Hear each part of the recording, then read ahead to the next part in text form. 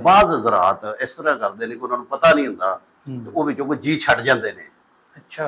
ਜਾਂ ਜਾਣਬੁੱਝ ਕੇ ਛੱਡ ਜਾਂਦੇ ਨੇ, ਸਹੀ। ਜਿਹੜਾ ਕਿ ਕਾਨੂੰਨਨ ਬਹੁਤ ਬੜਾ ਜੁਰਮ ਹੈ, 420 68 71 ਦਾ ਜੁਰਮ ਹੈ।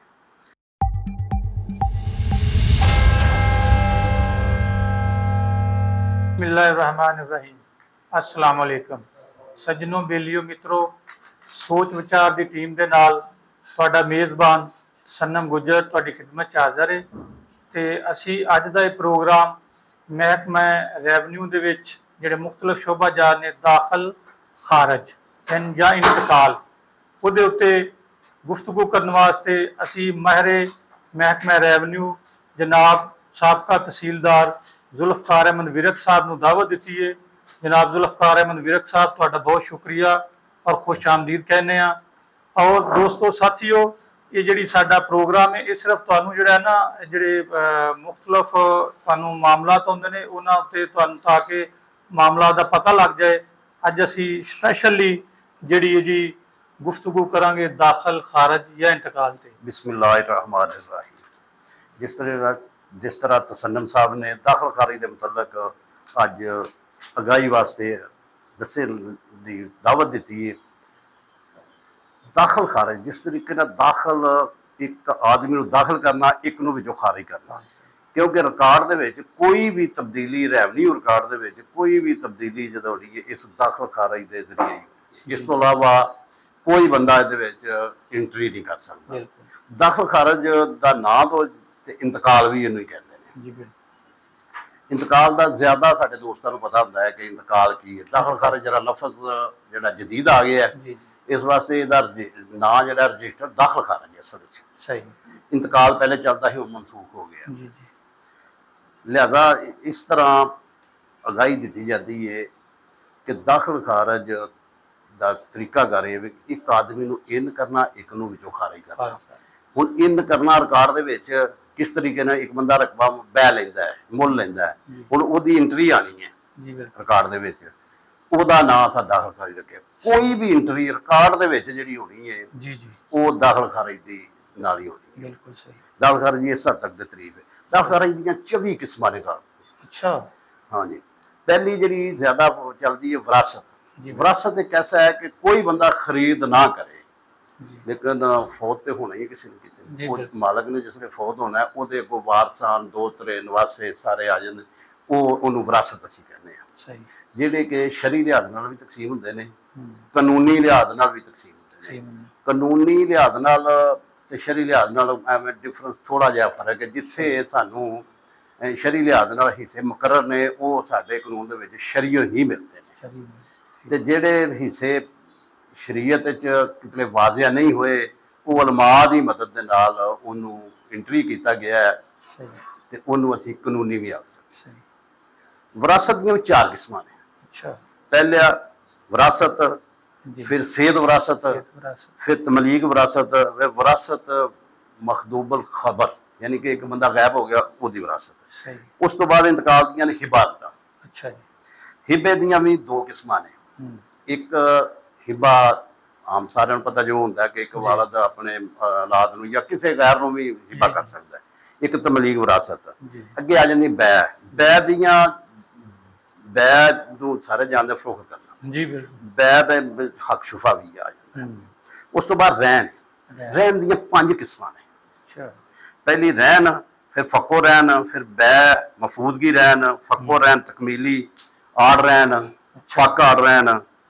उस तो बाद जो अंदराज दे विच कोई गलती हो सेहत अंदराज वो भी एक वक्फनामा। सही। उस तो बाद अताए हकूक, गौरमेंट की तरफों किसी को रकबा मिलता है उन्होंने अताए हकूक आते हैं या तब्दील हकूक मिलती है। तरक मरूस, मरूसी रकबे को खत्म किया जाता है वो तरक मरूस है। अच्छा। तरक मरूस तकमीली। सही। उस तो बाद पटा, फक पटा, उस तो बाद इस्तकरारे हक, तबादला ते तकसीम। ये असी अज सारियां विरासत दियां जिहड़ियां ने तब्दील करनियां ने। तब्दील दियां अज असी सिर्फ विरासत दे मौजूद है। विरासत जिहड़ी है एक बंदा फौत होने वाला मालक फौत हो जाता उहदे जिहड़े वारस कायम किए जाते रिकॉर्ड दे विच उहनूं विरासत आंदे ने। सही। विरासत दर्ज करने वास्ते जिमीदार नूं या मालक नूं की करना चाहिए? ਗਵਰਨਮੈਂਟ ਰੈਵਨਿਊ ਬੋਰਡ ਦੀ ਹਦਾਇਤ ਦੇ ਮੁਤਾਬਕ ਵਿਰਾਸਤ ਦੀ ਇੱਕ ਫਾਈਲ ਤਿਆਰ ਹੁੰਦੀ। ਸਭ ਤੋਂ ਪਹਿਲਾਂ ਉਹ ਬੰਦਾ ਐਪਲੀਕੇਸ਼ਨ ਦਿੰਦਾ। ਸਹੀ ਐਪਲੀਕੇਸ਼ਨ ਦੇ ਨਾਲ ਬਿਆਨ ਹਲਫੀ ਲਾਉਂਦਾ ਕਿ ਅਸੀਂ ਇਸ ਬੰਦੇ ਮਰਨ ਵਾਲੇ ਦੇ ਇੰਨੇ ਹੀ ਵਾਰਸ ਹਾਂ, ਇੰਨੇ ਬੇਟੇ ਨੇ, ਇੰਨੇ ਬੇਟੀਆਂ ਨੇ, ਜੀ ਬਿਲਕੁਲ ਜਾਂ ਇਹਦਾ ਮਾਂ ਪਿਓ ਹੋਵੇ, ਜੋ ਵੀ ਵਾਰਸ ਜੀ, ਹੁੰਦੇ ਜੀ। ਉਹ ਐਂਟਰੀ ਕਰਦਾ।